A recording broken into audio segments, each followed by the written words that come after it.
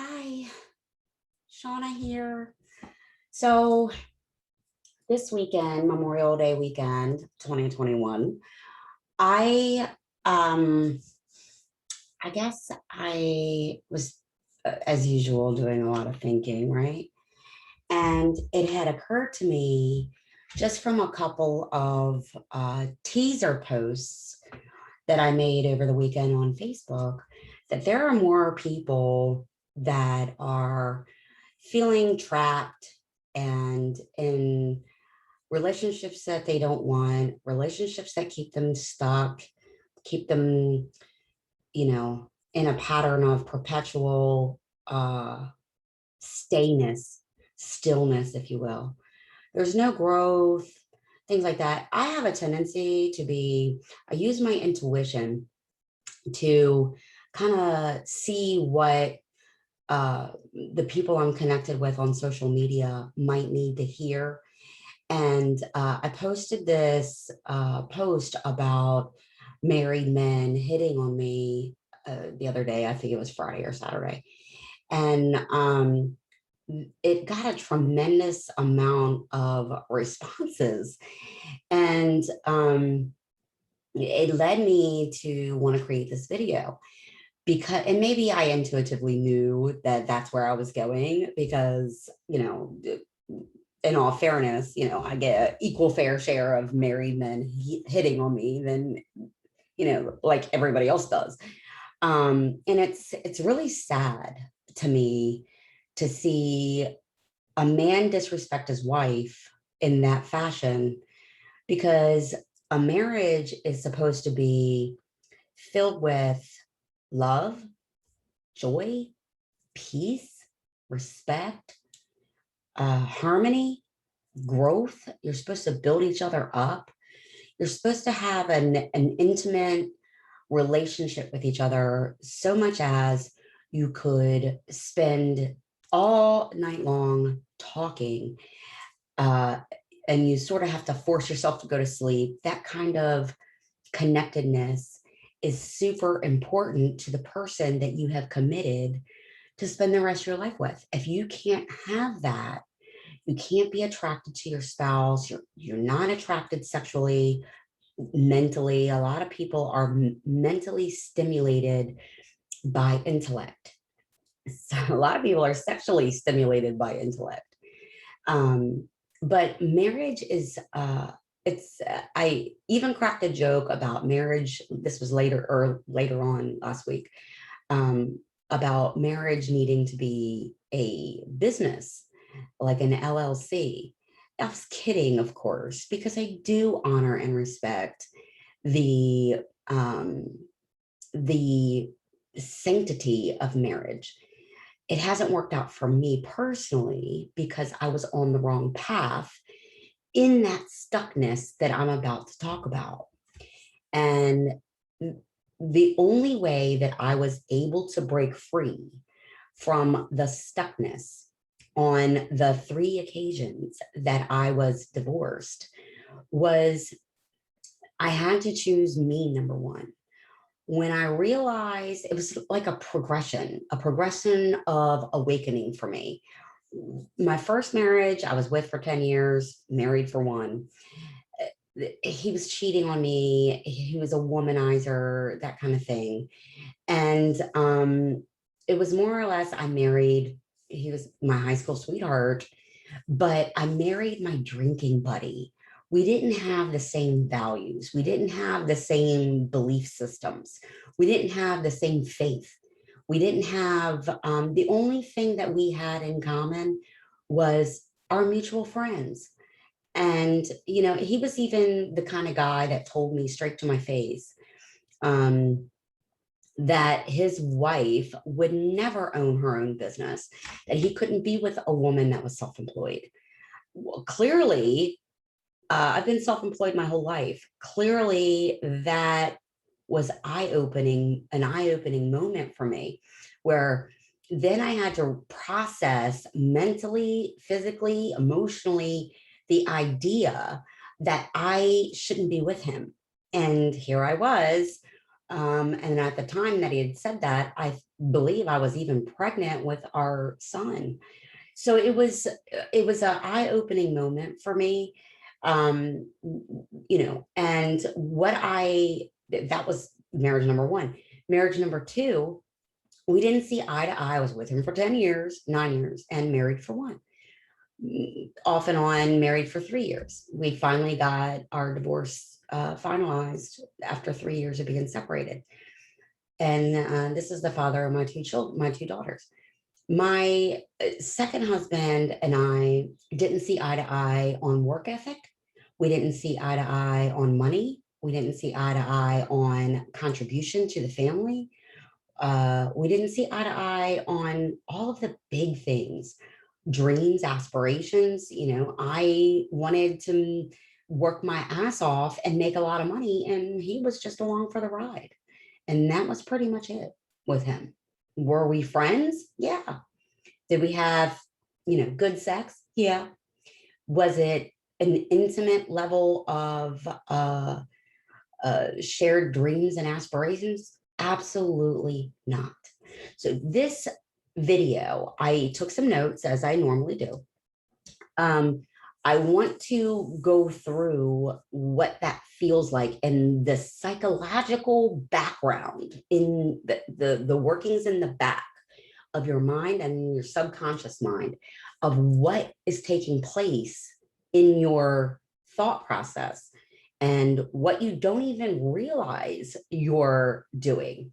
And this is applicable to professional success blockers, any blocker. It doesn't necessarily have to be marriage.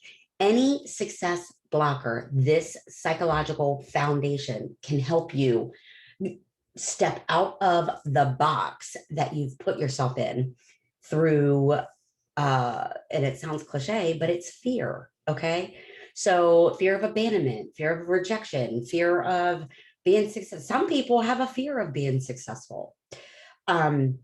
So bear with me while I go through the motions of explaining what it looks like in layman's terms in a person's psyche where they're stuck. Okay. So this message is for anyone feeling like they, at this point, very moment in time, should have a very different life. The zombie in your head. Okay. And I'm quoting the Cranberries because, music is very metaphorical. And what one person they may have written that song because of the war. But when I hear that song, I hear the stuckness, the ego, I can't fight the demons in my head to get past whatever roadblock I feel like I'm in to overcome the zombie and kill the son of a bitch forever, right? So this might go into how you might feel, what your emotions are saying to you, what your heart is telling you. Most of the time when you're feeling stuck, you are literally fearing losing yourself, losing your identity, what the outside looking in, the people in your environment, how they might see you. You fear losing how you have related with your social network, your sphere of influence, your peers, even family, right? Social conformity, if you will. So giving up what's familiar to master the skills of something new invokes fear of failure. So you're familiar with your hometown, so you feel stuck, right? That was even also another social post about how I moved 1,000 miles away from my hometown to have a new beginning. People are like, oh, I wish I could. I'm like, you can? Oh, I wish I could. You can. Oh, so that kind of thing, right? So, and if you are involved in a social sphere of people that keep you pushed down and keep you in the same spot and stop you from growing, it is absolutely time to step out of the box. You created your own prison in your mind, but it's simply an illusion. It's not true. Okay. So When you're thinking about the emotions in your heart and in your spirit, how will you shape who you are when this change is made? Obviously, most people fear change, and this is the psychological reason why they fear change, because Maslow's hierarchy of needs is very specific. It's very detailed, and it tells you that every human being needs to feel accepted. So that social conformity aspect of, where you are or how you think people perceive you is what's keeping you stuck. If I were gonna pick a number one reason, that would be the number one reason. When you care what people think about you, about the changes that you're going to make or the changes that you want to make, you simply won't make the change. Okay. So, the total reinvention to live of your whole life, like just clear the slate and start all over with whatever you want to paint as the picture of your life. This is your story. Nobody can take it from you. You are 1000% the only one that can change your life. Okay. If you don't like certain aspects of your life, you are the only one that can change it. So, to have a total reinvention of the life you've always wanted, the person you've always wanted to be, whatever passion is in your heart, whether it's a public speaker or a child victim advocate, or maybe you want to travel the world and your spouse hates traveling, or whatever the reason may be, your total reinvention of what has been burning in your heart since the day you were born, or at least the day that your brain recognized it, right? So the thoughts and what goes on in your mind, in your psyche, at the level of personal change, people cannot be given a new belief system. Check this out. They must find one on their own that is acceptable for themselves. But let me tell you a little bit about what happens there. Okay, so Kurt Lewin, who was a psychologist in the 1900s, he has proven a concept in psychology that you have to unfreeze your old belief systems that were proven to be ineffective. What does that mean? Well, it's like cognitive dissonance. Okay. So in your mind, you ever heard the saying, doing the same things over and over and over again, expecting a different result is the definition of insanity. That is why it's, the word insanity is a psychological term, because it's true, right? So if you don't break the ice and unfreeze what is not working for you, then you will never be able to accept within your brain processes and believe what will work for you, or what you want to work for you, right? What you need to work for you. Like, for example, if you strongly believe that you are oppressed, okay, whether it be from a minority standpoint or one of the protected classes under civil rights, or whatever the reason, you feel like you're oppressed. Maybe you're a single mom, or whatever the reason, right? If you strongly believe that you are oppressed and there's absolutely nothing you can do to change that, like the color of your skin, for example, or being a single mother, for example. If there's nothing that you can do to change your current situations, and you really truly believe that, then you're uncomfortable, totally uncomfortable, believing anything else. So let me repeat that. If you are in the belief system and you firmly believe that you have something on you, in you, about you that cannot be changed, and you think that that is the barrier to your success, whatever success means for you, then you will never accept into your brain processes, ever accept into your brain processes the alternative. That's pretty powerful.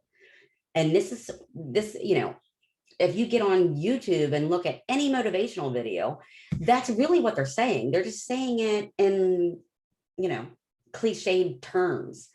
You have to believe that you already have it.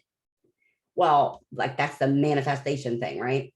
If you believe you already have it, then it'll come. Well, they're kind of right, but the psychological process makes people not even buy into that. The psychological process behind believing that you already have it would require you to, they missed a step. It would require you to have already believed that you weren't oppressed, or you weren't stuck, or you weren't married, or you weren't whatever you think is you weren't dumb, you weren't smart enough. It would require you to already believe the alternative. So this is the step that is missing in changing your life. And this is in real reality kind of terms, like psychological terms. Okay. So I'm going to give you I guess a situation. All right. An example. So you are in a bar and it's kind of noisy, but kind of quiet. Everyone's talking. Maybe it's a house party. Maybe it's a social gathering. Maybe it's a work gathering, whatever. You can hear people talking. All right. Your ears are going, I can hear that conversation. I can hear that conversation. Oh, Mitch is talking about that. Sarah is talking about that, blah, blah, blah.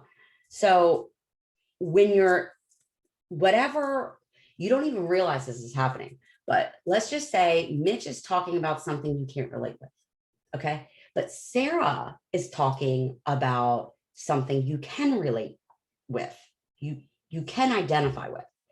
So Sarah is talking about how her life sucks. She hates her husband.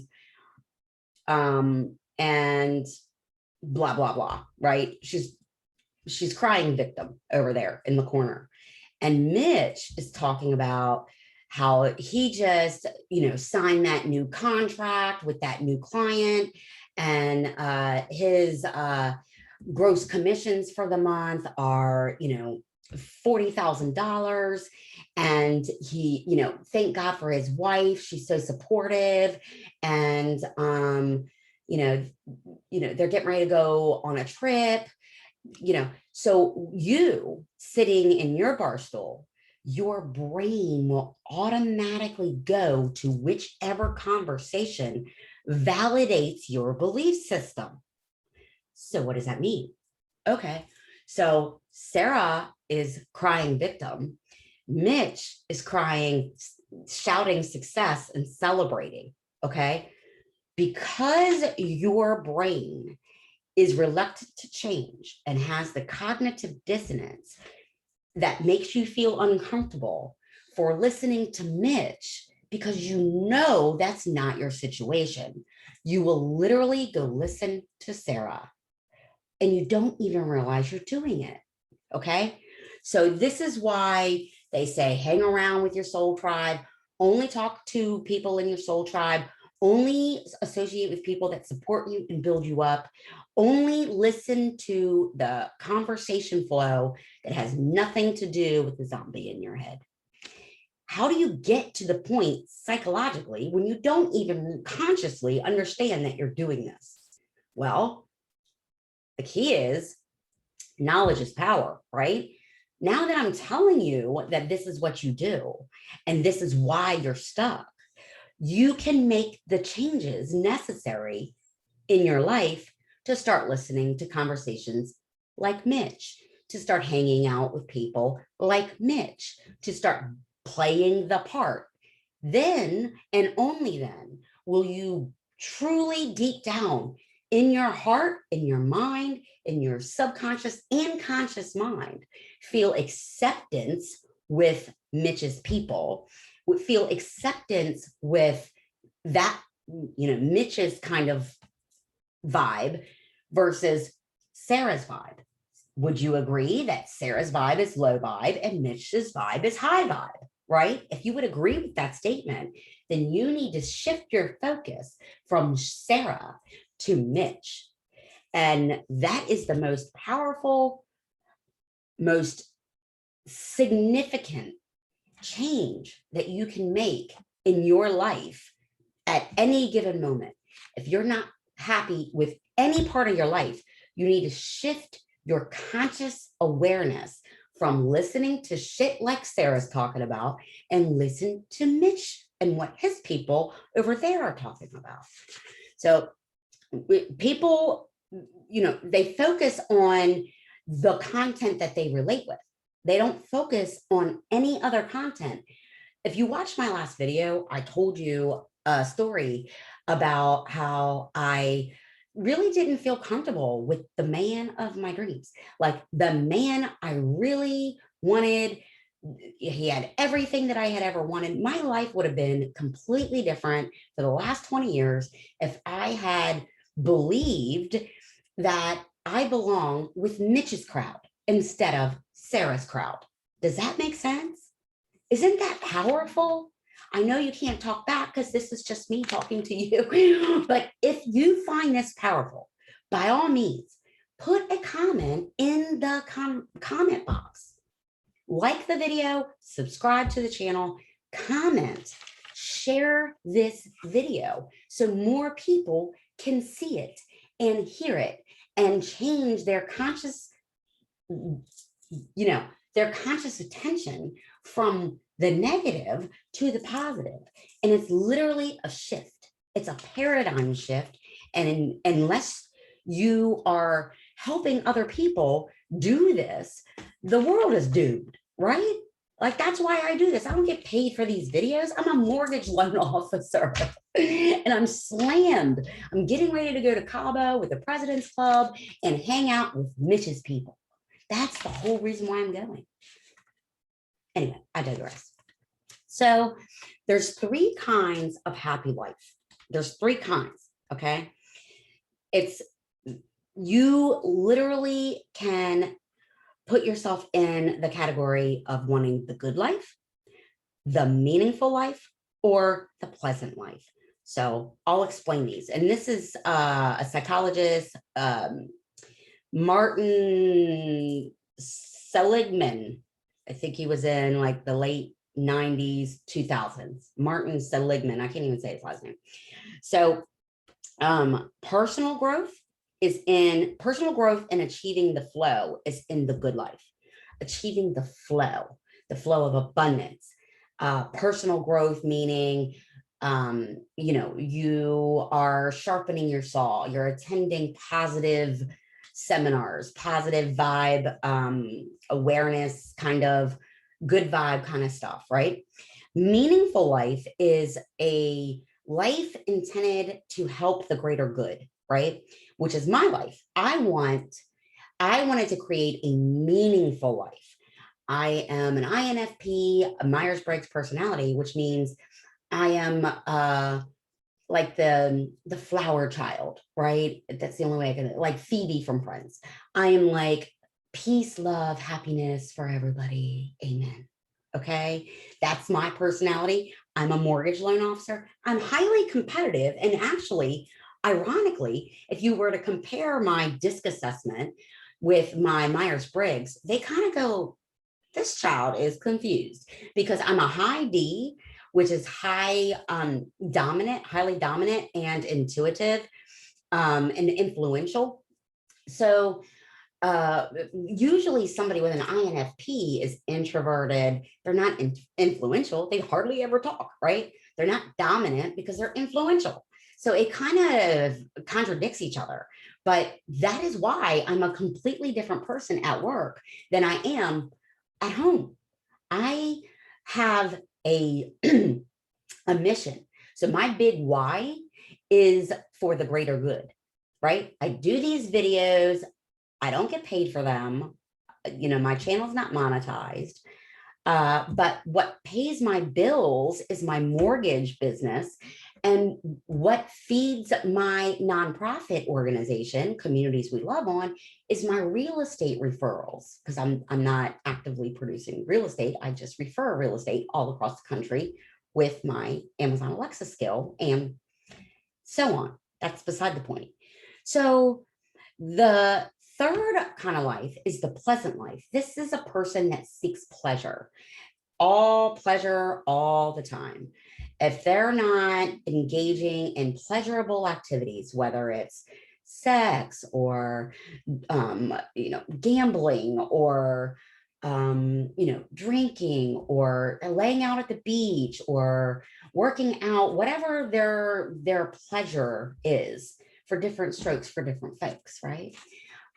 Their main objective in their life is to achieve pleasure. Okay, so when you're looking at this from a perspective of which bucket do you fall in for the life that you want to create, you're really talking about how you would get from Sarah's life, which is kind of like in a hole, okay, to Mitch's life. Well, you have to kind of foresee and know what kind of life you want. If you don't know what kind of life you want, figure that out and then come back to this video, right? If you wanted a life of complete confusion, then stay where you are. Turn the video off. Stay where you are. If that is fine with you, there's no bucket for you personally. It's just where you want to be, right? I don't mean to sound facetious. I'm just trying to clearly state that you're your own victim. You're like doing it to yourself, right? Because you have to absolutely know which bucket of a life you want.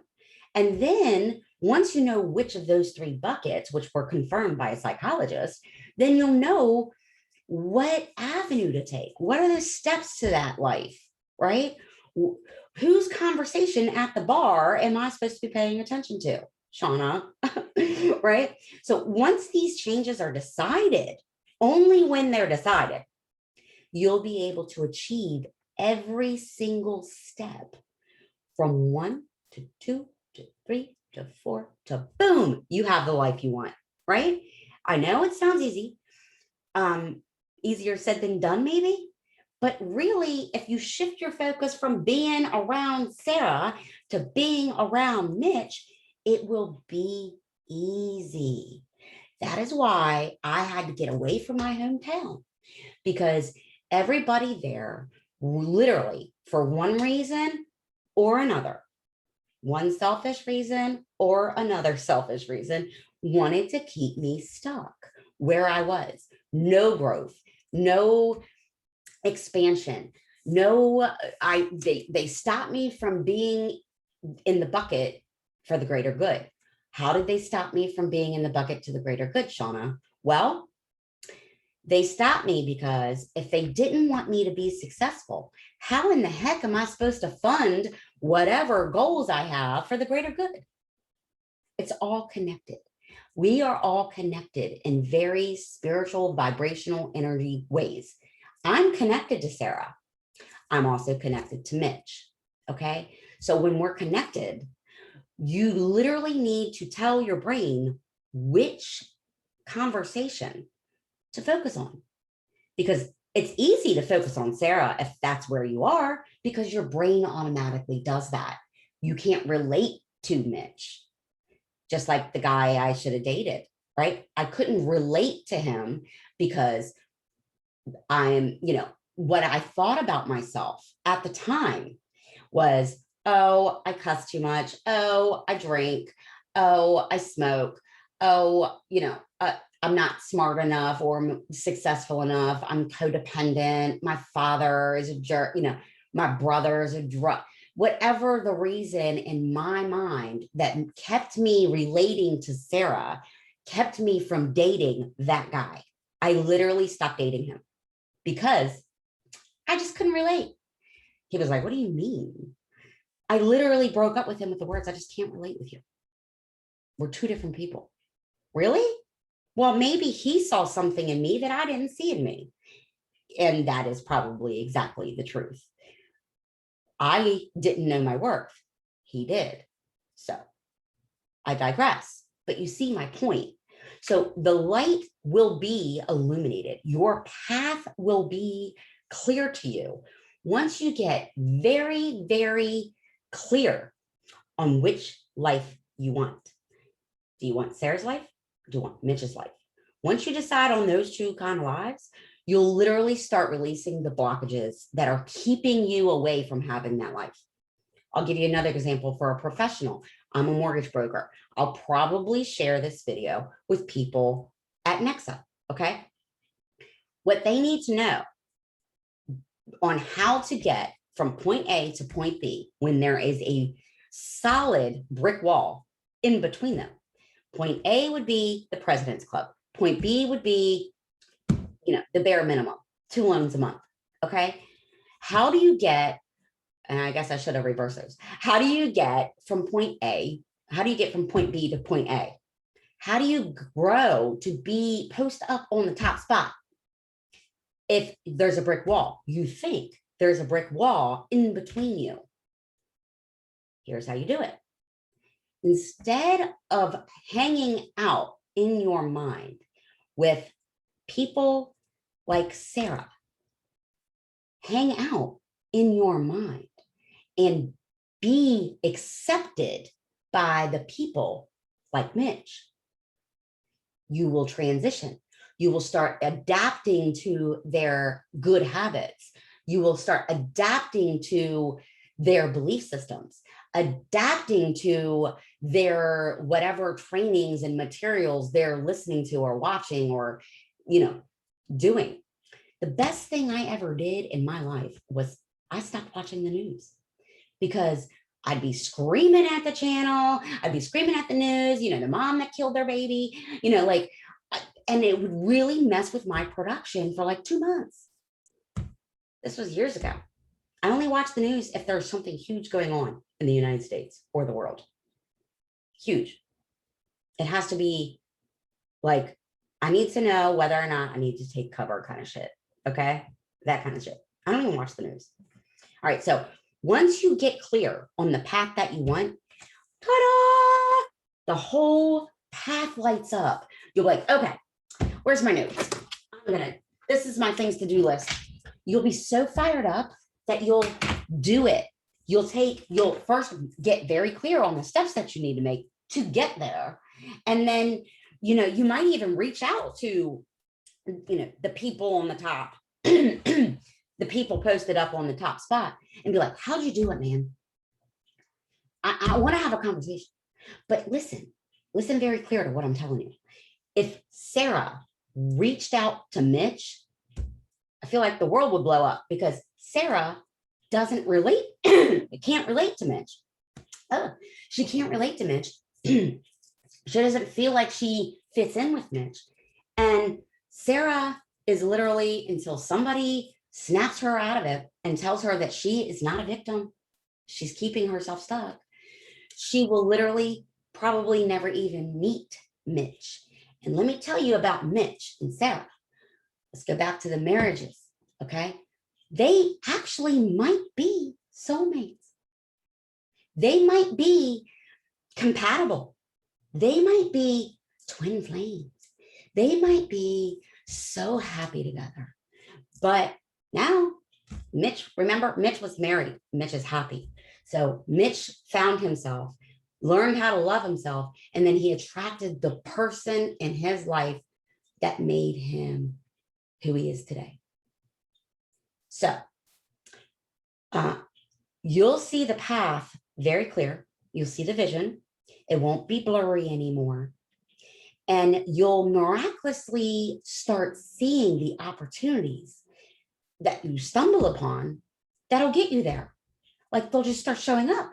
They'll start appearing. I know this sounds like bullshit, okay? But it's not. But those opportunities were always there. You were always tripping over those rocks. They were always there in your life.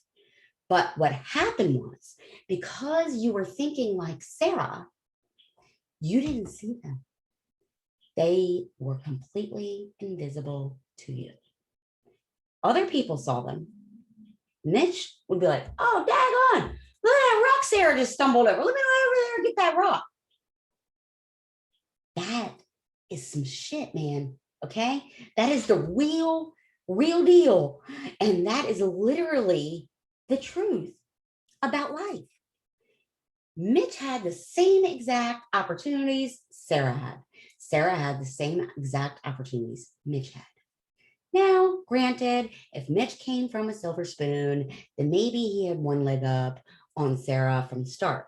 However, there are so many people that are on Mitch's path, in Mitch's environment. I'm one of them that literally started with nothing, not just once, over and over and over again. I get up and I get knocked down. I get up and get knocked down because although I might have been relating to Mitch, I really wanted Mitch's life, right?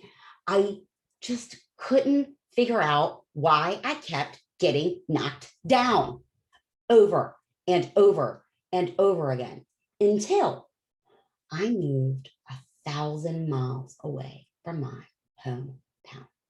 What did I learn when I moved 1,000 miles away from my hometown? I learned that the people in my environment were stopping me from staying up. They were pulling me back down. Everybody in my environment, the people I was hanging around, the people I was dating. Obviously, if you are hanging around low vibrational people, you are literally only going to attract low vibrational people. I'll say that again. If you are hanging around Sarah's people, low vibrational people, that's all you're going to attract is low vibrational people. It's powerful when it comes out of the mouth of somebody else, right? So let's go back to the zombie in your head.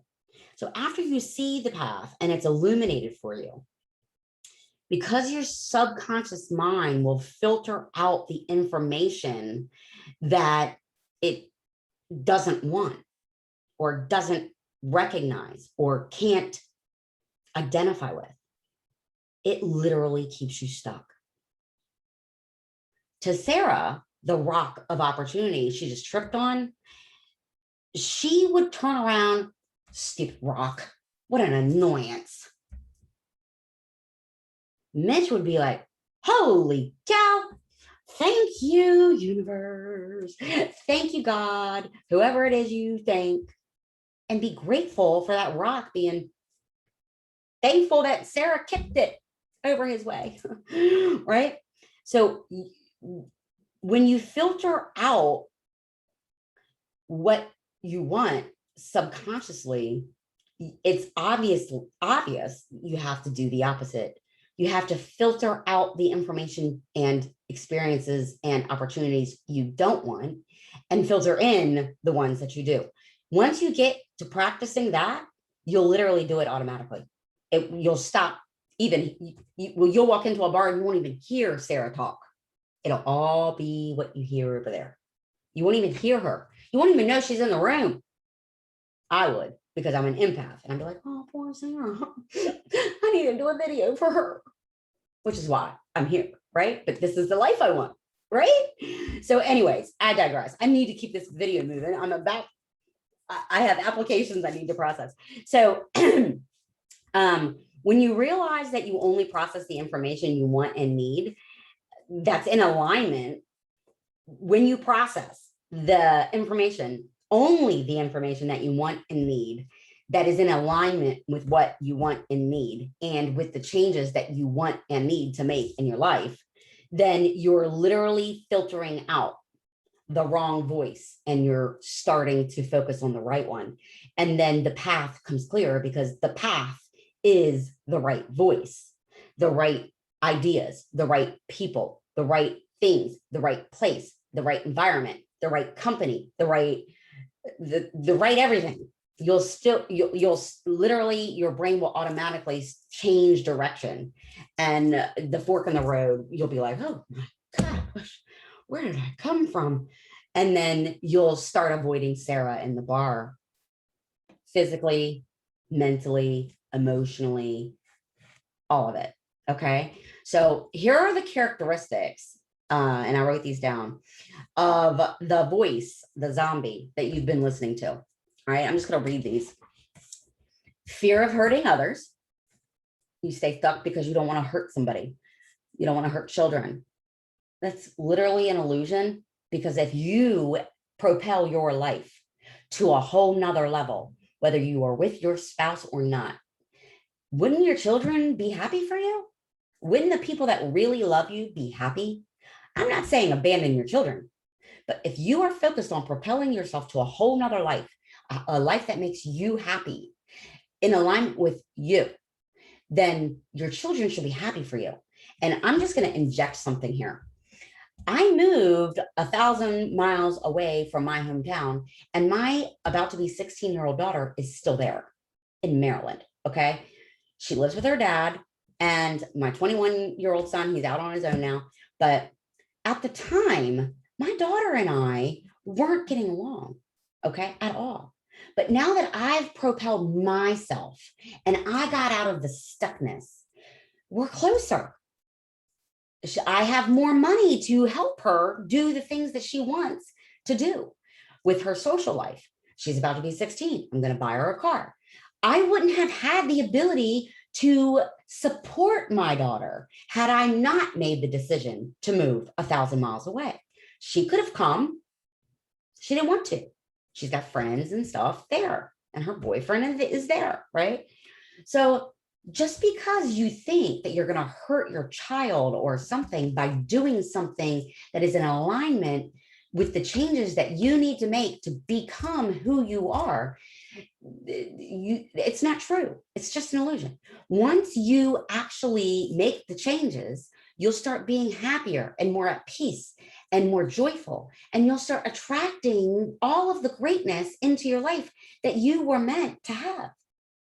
You'll attract all of the things necessary to have the life that you want once you make, once you see the path. Now, again, my daughter and I are closer now than we were before I moved here. Think about that for a minute. Okay. So are my son and I are too. Now, my little one came with me, but my oldest two are still back there. And I go home all the time and I see my kids and we have a great time, quality time together. It's no longer the fighting or the bickering, or I'm no longer struggling with my teenage daughter and how she spoke to me and what she thought of me. I'm no longer struggling with any of that. My kids had it rough. They had it rough. And they're stronger now. What I have learned and the things that I've overcome in my life have taught my children so much. And I would not change a single one of those relationships. I wouldn't change a single experience. I wouldn't change a single time that I got knocked down. I'm grateful for being knocked down because I built myself back up stronger, faster, smarter, and within the love that I felt for myself. And I didn't know the love I felt for myself until I started resonating with the people on Mitch's side of the bar. It's pretty powerful stuff. Okay.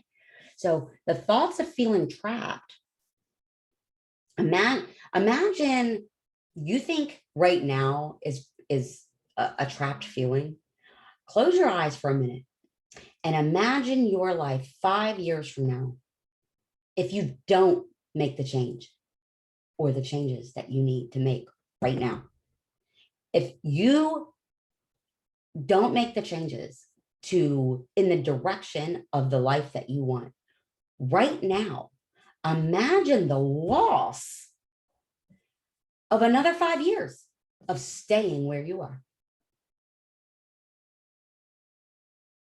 Sounds to me, and we're not even talking like I'm talking to you. I can't hear you, but I can hear you. It sounds to me like you're saying,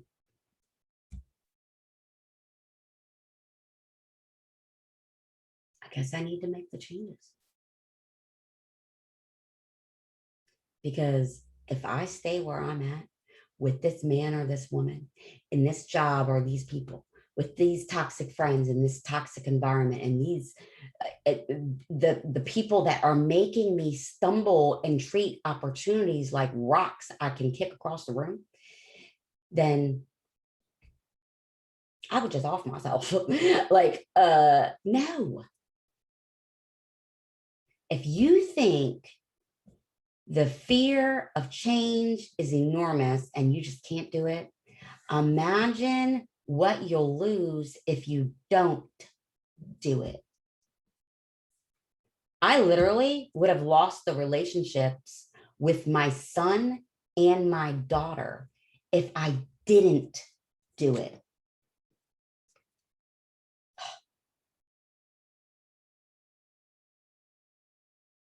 That's hardcore reality right there. Because, or worse, I was in an abusive marriage. My third, well, they were all abusive in their own way, right? My third marriage was physically and verbally abusive. And I mean, right in front of my daughters. I was every name in the book, every trifling name you can think of, in front of my little girls, my 9, 10, 11. Okay. Little girls. If I would have accepted that into my life, I did accept it, or I wouldn't have married him. What the hell? Okay. What if I would have stayed there? Number one, I'm not even sure I'd be alive. Okay. But what would I have taught my kids? What would I have taught my beautiful daughters if I would have stayed there? I can't even imagine my daughter accepting an abusive man. Now, if I'd have stayed there, I would have taught her it is a requirement of your marriage vows to be stuck in an abusive relationship because you married him. Or what about all of his friends that I disappointed when I dumped him? I don't care what they think of me. This is my life. I literally dated a guy for 58 days, and all of his friends went all over social media slandering the hell out of me because I dumped him. 58 days? Stop. I think I'm allowed to make a decision for myself and my family and my kids, right? The lies they told were brutal. But guess what? I didn't seek their acceptance, or at least I stopped seeking acceptance from outside people, or I would have stayed stuck a long time ago. And I mean, husband number one. When you seek acceptance from the exterior people, you stay stuck. You don't move. You stay where they want you to be, which I can promise you, unless they are Mother Teresa, they want you to be lower than them. And that is just, unfortunately and sadly enough, that's just how people are. Unless they hang out with Mitch's people. If they're Mitch's people, they would be like, yeah, Shauna, don't put up with that. You need to go. What do you need? You need $500. Here's a loan. I know you got it. Come on, get on, do you, and get away from that. Not one person offered that. I had to do it all by myself. Okay. So that's the zombie. So fear of hurting others, children loss, money, loss of pensions, stability, fear of the risk, fear of the change, obviously, fear of someone dying, fear of missing out, fear of being robbed, thoughts of being trapped, imagining your life 5 to 10 years from now, um, being miserable, stuck in your box, dreaming of what it would look like if you ever got out of that box or that hometown or that marriage or that relationship or that situation, that job, that career, right? Um, Going through those feelings of trappedness, feeling stuck, you're literally, because you're thinking it, you're attracting more of it because you're only allowing the things to filter in your brain that are in alignment with it. Okay. So feelings of oppression, angry with yourself, angry with others, feeling like the victim, feeling powerless, you don't know what to do, trapped in a specific place with a specific people, any trappedness you feel, any people, places, or things, right? The fear of change is the zombie. It's the zombie in your head. And in order to grow and expand, you need to accept a new belief system and allow the new belief system and all of its surrounding ideas, thoughts, people, places, things to filter in instead of filtering in what you don't want. And you have to be conscious about it. It's very, very hard to take that leap and make that transition if you don't know you're doing it. It's easy once you realize you're doing it. Focus on what is right for you, not others. Believe that you are not a victim. If you believe you're a victim and you're angry at others, that is what's stopping you from allowing the success to come in, because you don't believe you're successful. So if you don't believe that you are a survivor and not a victim, that you're successful and not a failure, that you are a winner and not a loser, if you don't believe that you are, then you are literally going to stop or not filter in anything in alignment with those positive thoughts. At the bar, on TV, on the internet, on your iPhone, with the people that you hang out with, the people that you talk to, the people on your social media. You are literally just not going to listen. It's not even going to go in. It's going to be like, deflected, deflected, you are awesome. Deflected, you are beautiful. Deflected, just like that. You are a loser. Oh, you are a failure.